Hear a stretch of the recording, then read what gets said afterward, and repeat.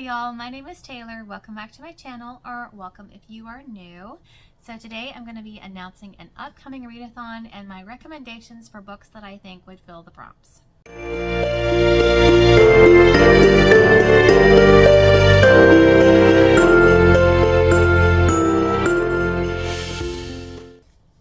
So next month, December 2024, we're going to be having the Tinsel and Tales Readathon.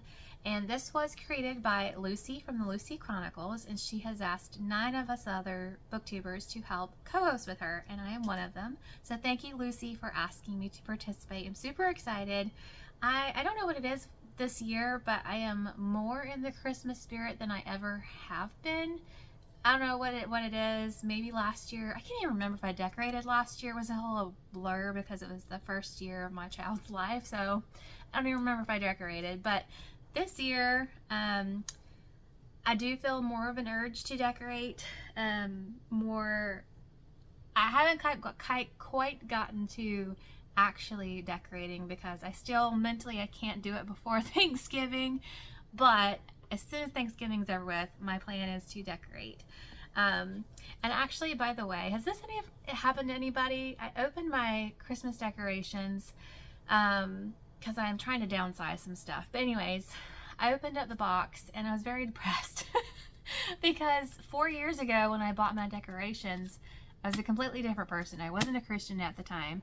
And so I had at that time switched to all black and white, and I don't know what it is, but now I can't stand those decorations. I'm like, I feel like all the joy is being sucked out of Christmas, which is not a thing, but yeah, I'm gonna redo my entire Christmas decorations. Only like 5% of the stuff I have I'm gonna keep.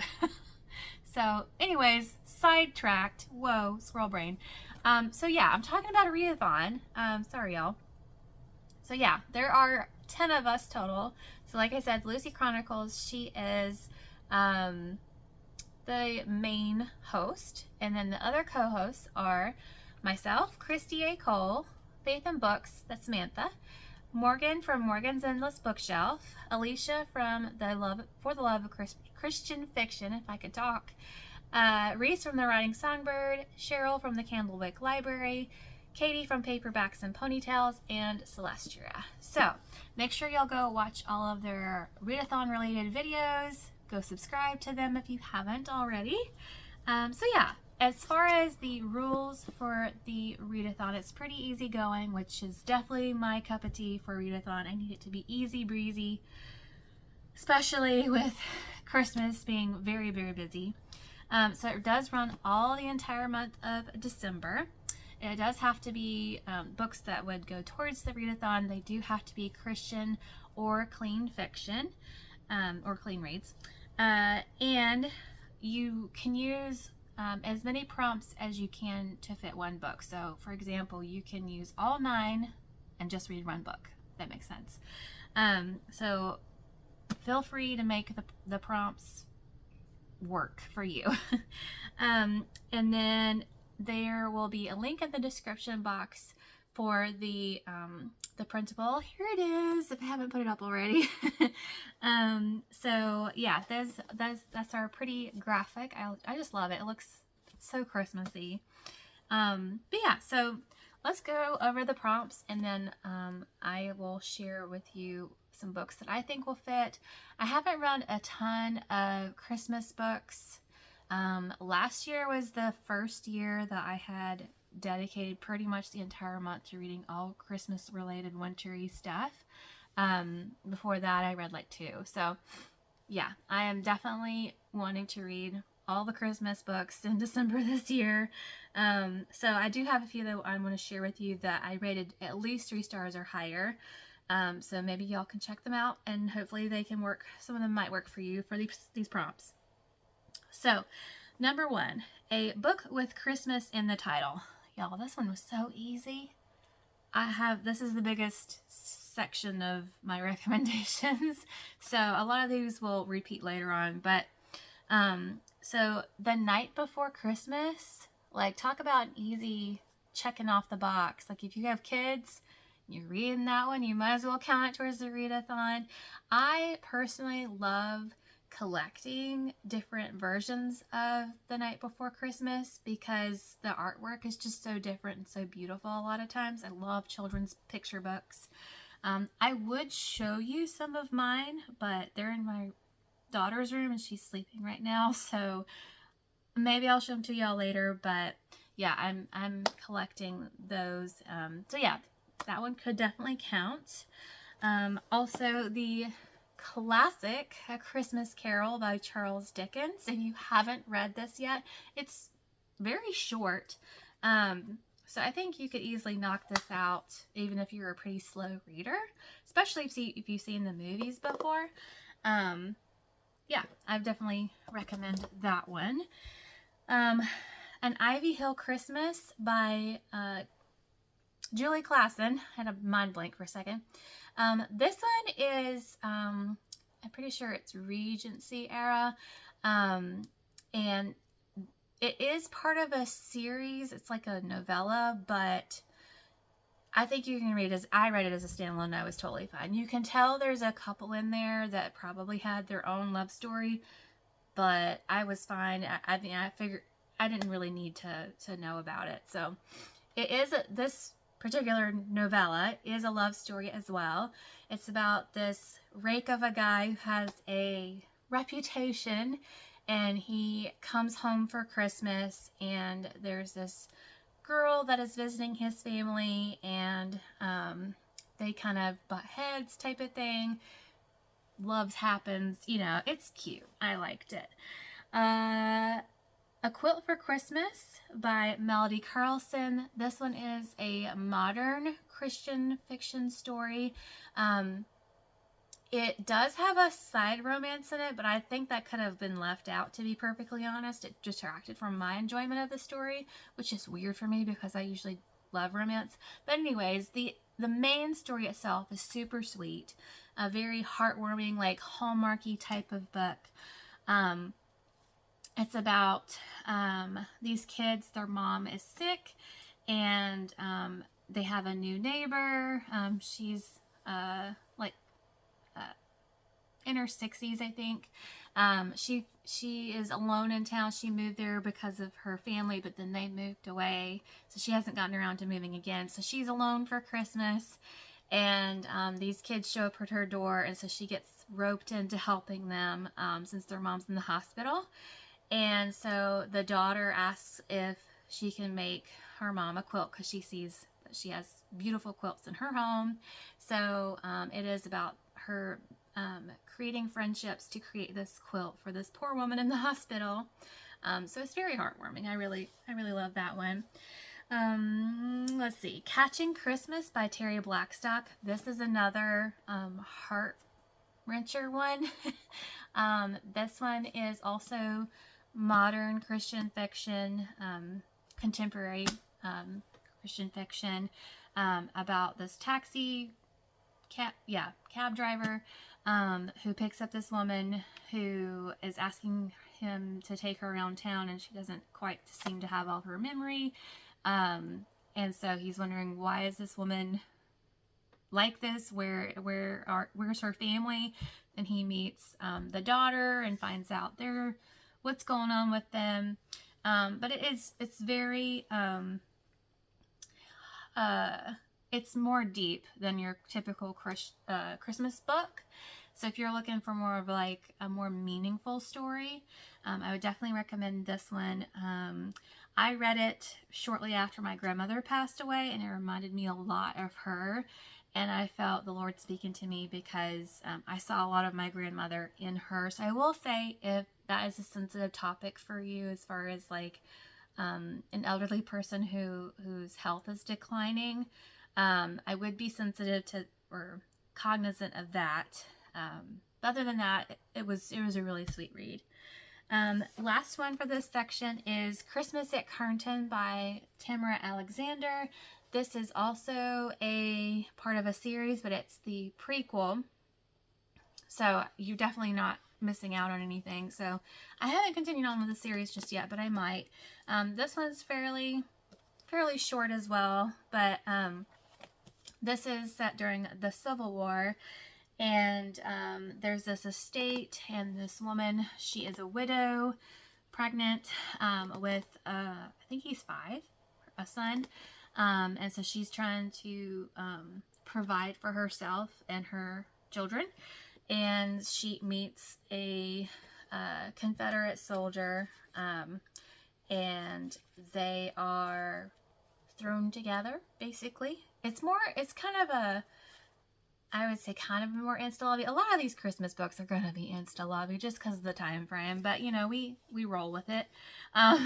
But it is a very sweet story as well. And I think they handled the topic of the war fairly well as too. So, yeah. So that's that one.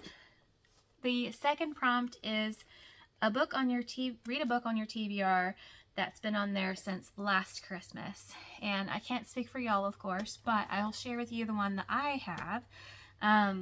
So a sneak peek into my TBR, I guess. If I do a TBR, I probably won't, because I'm gonna be mood reading, I guess. I don't know. I might. Who knows? But anyways, I will definitely be picking up this book because I purposely bought it last year to read, and I never got around to it. So Clara's Soldier, a retelling of the Nutcracker by Brittany Fisher. This, I'm so excited. I love the Nutcracker story. It's one of my absolute favorite Christmas stories. And Brittany Fisher, she is a Christian author. Her books are not marketed as Christian, but I have read one book from her before that had a lot of Christian allegory to it. So I don't know if this one does or not, but you know, I'm pretty confident that it'll be clean and cute. Yeah, he looks like he's in the war Clara's Soldier. Listen, y'all, it's 11 o'clock at night. My brain. Okay, continuing on. Number 3, read a holiday romance. So I also have quite a bit for this one, but some of them are repeats. So Christmas at Carnton would work. Clara's Soldier would work. Let's see. Better Watch Out by Natalie Walters. This one is contemporary fiction. I think it's marketed as Christian. I'm not sure. I would say it's more along the lines of like clean fiction. It is about. Did I already say it's contemporary? Y'all, I'm losing my mind. It's too late. I shouldn't record this late. That's the only time I have. So anyways, it is about this young woman who has been in a long distance relationship. So she flies up from Georgia to New York City to meet her boyfriend, to surprise him. And she did not catch the hints that he was done with her. So he dumps her. So she had all these plans. She had a bucket list. And she's alone in New York City for Christmas. So her protective brother calls in a favor with this guy who works for a bodyguard agency, and so he's supposed to take care of her, but these bad guys assume that she is their target that he's supposed to be protecting in his actual job. So she gets roped into threats against her safety and her life. So there's a little bit of action, suspense type thing. It's a interesting mix of genres, but I had a fun time with it. I liked it. And then To Crack a Soldier by Sarah Baron, I think it is. I'll have everything linked below, but I'm going off of memory. I forgot to write the name down. My bad. But you'll see it up on the screen and it'll be linked. But this one is also another Nutcracker retelling. This one I personally did not care for the romance too much, but I love the world building and things like that. Some people like the romance, so I'm definitely including it in that. And it's definitely very atmospheric and Christmassy for sure. And then the last one I'll say for this section is a trilogy. So you could read one or all three of them. to count, but it's the Once Upon a Dickens Christmas trilogy by Michelle Grape. And all three of those have romance in them. And they are set in the Dickens time period. Yeah. Number 4, read the Nativity. So I love that Lucy included this one because we definitely should be reading that. We need to remember the reason for the season. I will be trying my utmost best to follow an Advent study, so I'm sure that will probably be included in that. I'm sure we'll read it for church as well. I'm going to try and find a like a board book of the Nativity as well for my daughter. Not that she's going to understand much. I'll be like, look, it's a cow, it's a baby, you know. So, but you know, gotta start young. So yeah, and then number 5 is a free space. Do with it what you will. Number 6, a book with a festive cover. The one that comes immediately to mind, it's absolutely gorgeous, just screams Christmas to me. That one is A Holiday by Gaslight by Mimi Matthews. I've yet to read this one. I could include it on the prompt for on your TBR since last Christmas because I didn't want to read it last year, but I didn't get to it. But it is clean secular fiction, but I think it's set in Dickens' time, some kind of romance. That's all I know. It's a lot of people have recommended it. The cover is gorgeous. I don't need to know more. Number 7, read a Christmas book adapted into a film and then go and watch said film. So you could definitely read A Christmas Carol. That would definitely count. There's lots of versions of it.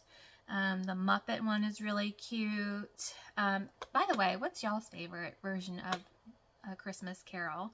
If you haven't watched one, let me know that too, because I will be scandalized. Because, I mean, I've been watching A Christmas Carol some shape or fashion my entire life, so that you need to watch one if you haven't. But, yeah, so I think the Patrick Stewart one is probably the closest to the book.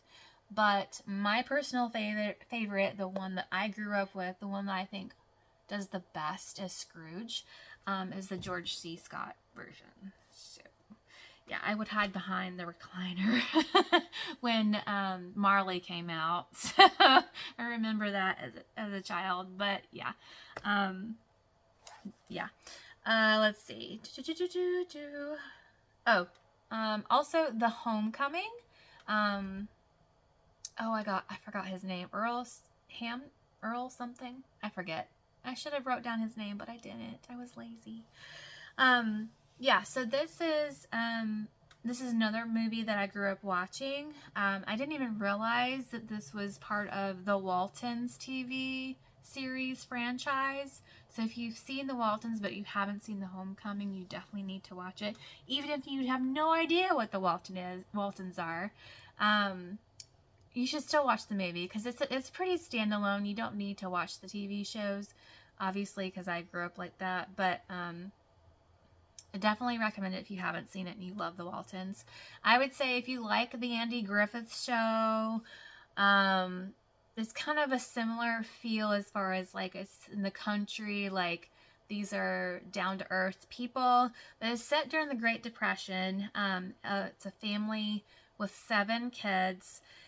And the storyline of The Homecoming is that the dad who works many miles away, he doesn't come home for Christmas, and so they're wondering where he is. You know, there was an accident on the bus, and there was like a storm, so that it would be hard for him to get through anyway. He'd probably have to walk through.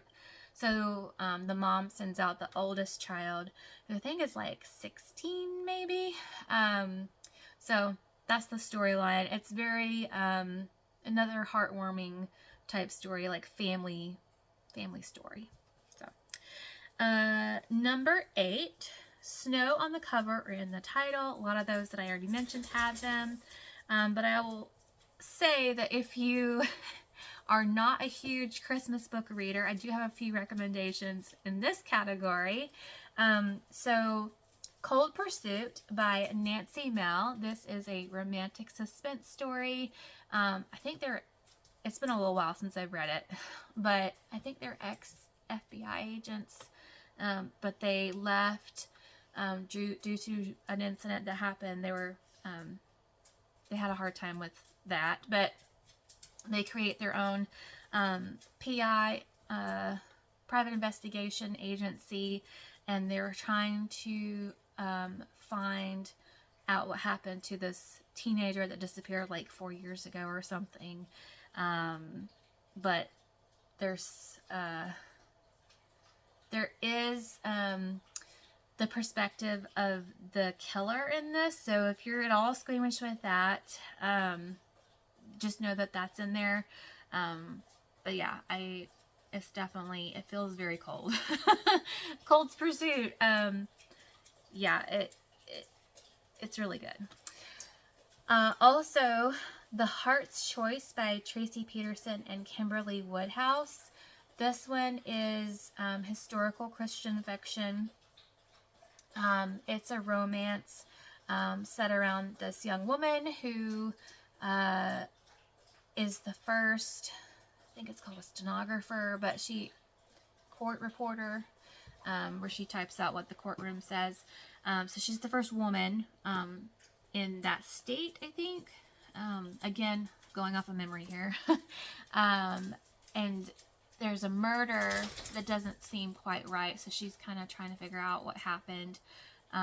She thinks the wrong guy got pinned, and she meets this attractive librarian and who's dealing with his father's disapproval about him not taking up the family business.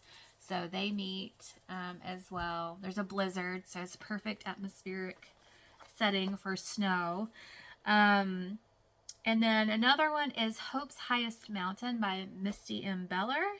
This one is historical Christian fiction. It is, I think it's Christian. At the very least, it's clean. Y'all, my memory. But it is more of a survival story. There's a romance too, but a lot of it's like a survival story because this woman had set out to deliver some vaccines to this hard to reach town in the mountains, and there was an accident, so she's still trying to deliver them. And she meets this guy who is a loner, and he lives in the woods, so he's trying to help her get there. So also recommend that one. There's also an avalanche. No, yeah, there's an avalanche in that one. Lots of snow in those last two. Okay, the last prompt is A Christmas Mystery. I only have one for this, and that would be 12 Days at Bleakley Manor by Michelle Greep. It's that first book in the Once Upon a Dickens Christmas that I mentioned earlier. This one was my favorite out of the trilogy. It is modeled after And Then There Were None by Agatha Christie. And if you're not familiar with that storyline, I think there's 10 people, something like that, get invited mysteriously to this house. And they're kind of tricked into showing up. They have some kind of incentive for staying at the house for X amount of days, but they end up disappearing, dying while they're there. So it is a romance as well, which I thought was really well done. Highly recommend that one. So yeah, let me know if you are participating in the Readathon, if you have your plans already set, if you've read any of the books I already mentioned. Yeah, so I hope y'all will participate, and Merry Christmas, y'all.